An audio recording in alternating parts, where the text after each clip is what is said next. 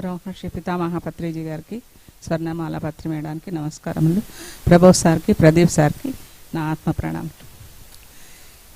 నేను 2020లో కళలు సూక్ష్మ శరీరయానము క్లాసులకు 14 రోజుల క్లాసులకు అటెండ్ అయ్యాను. అటెండ్ అయినప్పుడు ఫస్ట్ సార్ని చూడగానే ఈ సార్ని నేను అన్ని క్లాసులు అన్ని యూట్యూబ్లోటివి అన్నీ చూడాలని అనుకున్నాను. మేడం ఈసారి అంటే ఏ సార్ చూసారు? Prabodh sir. Prabodh sir. Okay.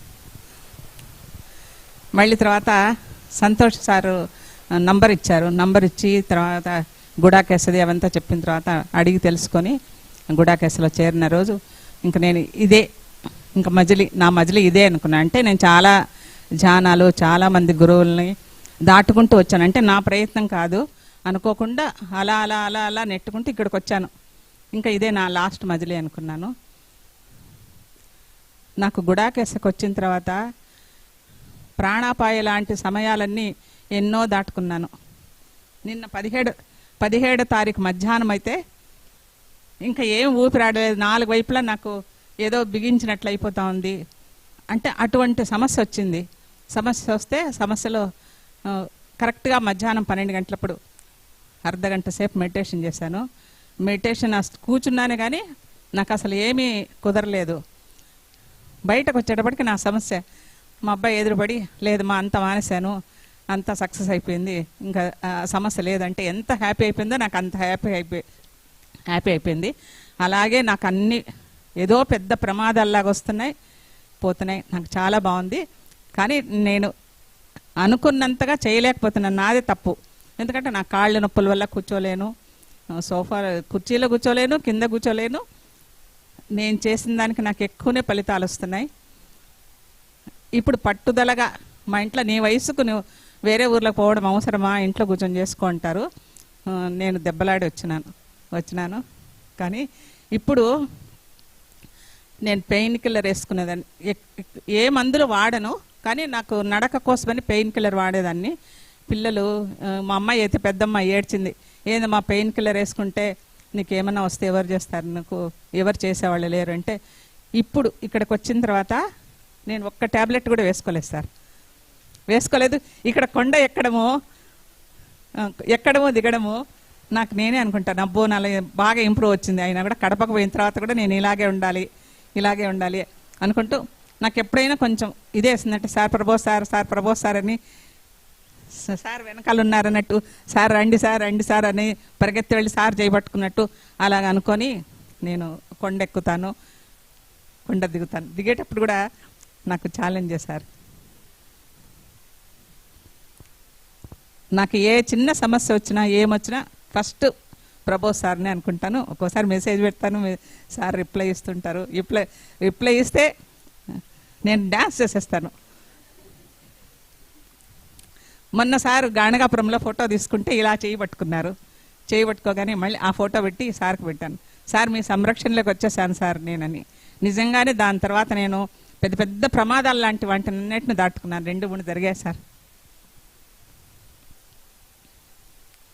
కానీ నేను ప్రతి వర్క్షాప్కు రావాలి సార్.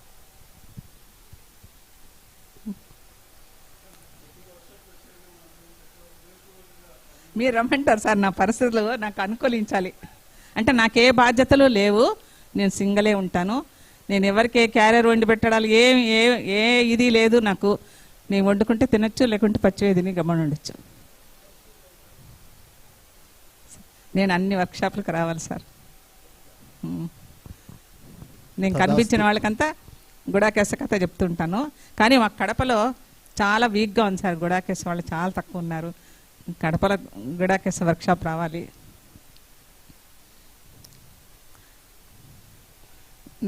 నాకు ఇలా మైక్ పట్టుకొని మాట్లాడటం నాకు అలవాట్లేదు. మైక్ పట్టుకుని మాట్లాడే అలవాటు లేకపోతే ఇంత మాట్లాడారంటే అలవాటు ఎలా ఉంటుంది అంటే సార్, ఎన్నో చెప్పాలని ఉంటే దాంట్లో కొన్ని చెప్పాను. కానీ నేను గుడాకేశకు వచ్చిన తర్వాత, గుడాకేశలో చేరినాక చాలా హ్యాపీగా ఉన్నాను, చాలా బాగున్నాను.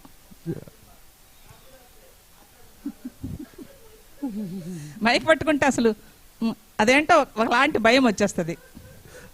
ఒకలాంటి భయం వస్తుంది కాబట్టి వదలకుండా మాట్లాడుతుంటారు. ఇక్కడికి వచ్చిన గుడాకేశులందరికీ నా నమస్కారములు. సావిత్రమ్మ, నేను T2 2020 డిసెంబర్ 9వ తారీఖు జాయిన్ అయ్యాను. కానీ ఒక్కరోజు కూడా ఆబ్సెంట్ అవను కానీ నిద్రపోతాను. కానీ కొన్ని కారణాల వల్ల నేను పడుకున్నాను సార్, లేకపోతే నేను మంచం మీద పడుకునేదాన్ని కాదు. బలమైన కారణాల వల్ల, అది కూడా నా ఆ పరీక్షలో నెగ్గడానికే ఆ పరీక్ష వచ్చింది. దాన్ని అంతా నేను దాటేశాను. అందరితో శభాష్ అనిపించుకున్నాను. కడపలో మా మాస్టర్లు, ఆమె చూడ గుడాకేశ చేస్తూ ఉంది, ఆమె చిటికలు వేసుకొని పని చేసేసుకుంటా ఉంది అంటారు. అంటే అవి నేను బయటకు వెళ్ళి కొత్తిమీర కరేపాకు కూడా తెచ్చుకోలేని మనిషిని ఇప్పుడు అలాంటివి చేస్తున్నానంటే నాకు నా చుట్టూ ఉన్న వాళ్ళు కూడా ఆశ్చర్యపడతారనమాట. అదంతా ఒక్క గుడాకేశ వల్లనే జరుగుతుంది. Very good. హిందీలో చెప్తాను, ఉండండి. సో మేడం బాహర్ జాకే ఉండండి. కొత్తిమీర హిందీలో ఏమంటారు ఫ్రెండ్స్? కొత్తిమీర హిందీలో ధనియాల ఆకు, धनिया पत्ता को भी नहीं काट सकते था, इतना बॉडी सपोर्ट नहीं करता था. अभी गुडाकेश करने के बाद बहुत स्ट्रेंथ आके बहुत सब काम कर पा रहे. Claps to that. వండర్ఫుల్. నేను చిన్న తక్కువ దూరానికి కూడా జానానికి పోతే ఆటోలోనే వెళ్తాను. అంటే నేను నడిచిపోతే నాకు చైర్స్ ఉండవు, చైర్స్ అయిపోతాయి, ఇంకోటి అనుకొని నేను చిన్న దగ్గర దానికి కూడా ఆటోలోనే పోతాను. అంటే 10 రూపాయలు ఇచ్చేంత దూరానికి కూడా ఆటోలో ఎక్కుతాను. అంటే అంత నడవలేను. ఇప్పుడు అక్కడి నుంచి ఇక్కడికి వస్తున్నా. ఇన్కమ్ ట్యాక్స్ క్వార్టర్ కూడా మాది లాస్ట్లో ఉంది. షెడ్ పక్కది. వీళ్ళు ఎవరన్నా అంటారు మనది ఇదే అంటే, కాదు మనది లాస్ట్ షెడ్ దగ్గర వరకు నడవాలి మనం అని చెప్తుంటాను. సో जनरली वॉकिंग करने के लिए भी नहीं करता था. उनका गाँव में ऑटो लेता था छोटा डिस्टेंस में भी. अभी इतना दूर वॉकिंग पे आ रहा है डेली. तो इसलिए तालियां, क्योंकि वो बता रहा है कि मैडम बहुत स्लोप है ना, स्लोप पे आना और चलना और जाना भी बहुत चैलेंज जैसा लेके अच्छे से कर पा रहे हैं. अभी आप एज ఎంతండి? ఏజ్ 76 యంగ్ లో. Okay, strong body. 1947లో పుట్టాను. పత్రి సార్ కంటే నేనే పెద్ద 2 నెలలు. Very good. నాకు ఫోన్ చేయాలంటే గుడాకేశలో ఆ నంబర్స్ అవన్నీ పెట్టుకోవడము, అవి దాంట్లో వాళ్ళ పేర్లు రాసేదంతా నాకు సరిగా రాదు. ఎన్నిసార్లు పిల్లల దగ్గర చెప్పించుకున్నాను, కానీ వెంటనే మర్చిపోతా. అందుకని గుడాకేశ అన్న వెంటనే 2000 పాంప్లెట్స్ వేయించేస్తాను. వేయించి కొన్ని నా దగ్గర పెట్టుకొని ఇంటికి వచ్చిన వాళ్ళకు, ఫ్రెండ్స్కు వాళ్ళకి ఇస్తాను. మా మాస్టర్లను పంపించి అన్ని ఊర్లలో, లైబ్రరీసు, సెంటర్లలో, వాళ్ళు ఎక్కడైనా క్లాసులకు వెళ్తారు కదా ఊర్లు, ఆ ఊర్లకు వెళ్ళి అన్ని చోట్ల ఇస్తారు. ఎందుకు చేయాలనిపిస్తుంది అంటే నాకు గుడాకేశ అంటే అంత ఎక్కువ ఇష్టం కాబట్టి.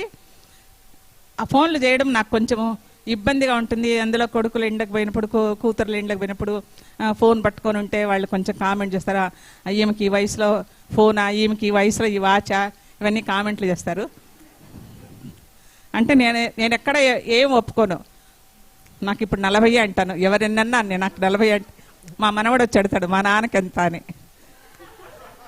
మా నాన్నకి ఎంత, నాకెంత అని అడతారు. అంతా లేదు, నాకు 40 అంతే. అంటే మీరు మరి పసిబిడ్డ అయిపోయారు.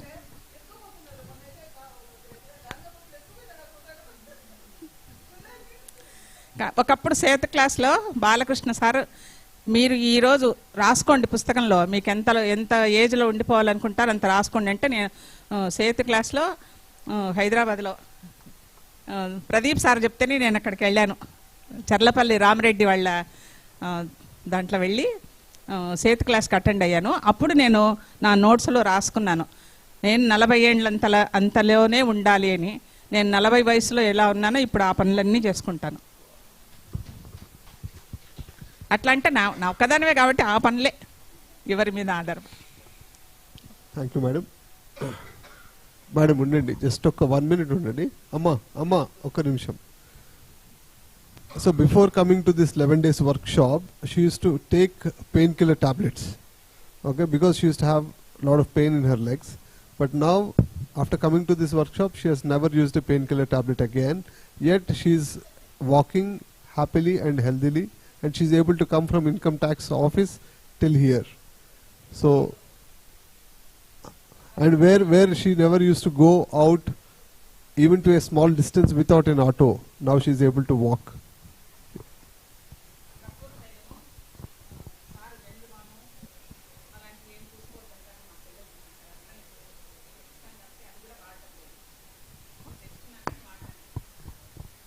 Thank you.